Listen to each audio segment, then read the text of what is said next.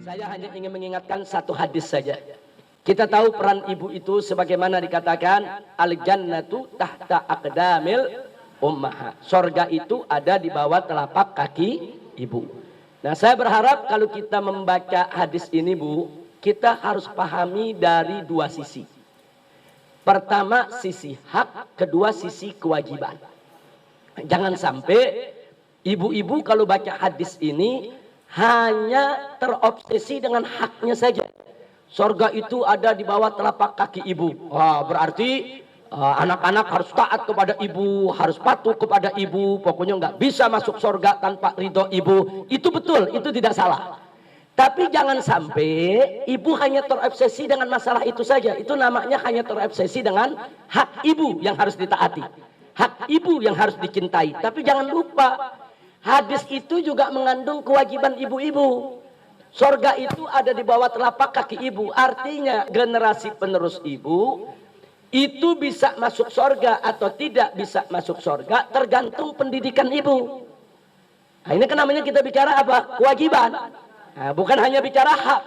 Jadi kalau sampai ada anak-anak kita yang masuk neraka jahanam, na'udzubillah min dzalik, karena kesalahan ibunya yang tidak mendidik, tentu itu juga akan menjadi kecelakaan buat si ibu tadi. Itu akan merupakan kerugian buat si ibu tadi.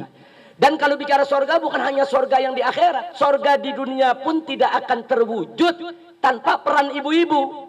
Siapa yang berperan mendorong suami-suami ibu menjadi pegawai-pegawai yang jujur kalau bukan ibu?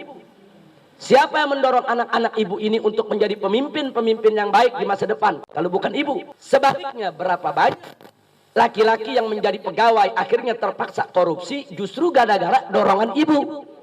Nah, jangan lupa tuh, kadang-kadang nih udah gajinya pas-pasan, begitu pulang apa kata istri ngomongnya, pak tetangga habis beli emas tuh pak tetangga mobilnya baru tuh pak.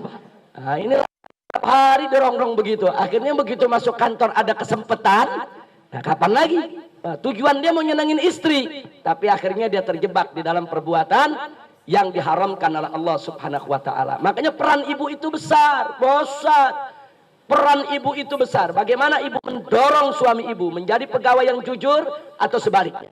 Bagaimana ibu mendidik anak-anak ibu menjadi calon pemimpin yang baik atau sebaliknya? Nah, mudah-mudahan dengan bimbingan ibu-ibu yang ada di sini, anak-anak ibu ke depan akan menjadi manusia-manusia sholihin dan sholehat yang akan berguna untuk keluarga, masyarakat, bangsa, dan negara. Dan mudah-mudahan suami-suami ibu juga menjadi pekerja-pekerja keras yang rajin dan jujur, serta nafkah yang didapatkannya berkah. Dan mudah-mudahan keluarga ibu semua senantiasa harmonis, dibukakan segala kemudahan oleh Allah Subhanahu wa taala.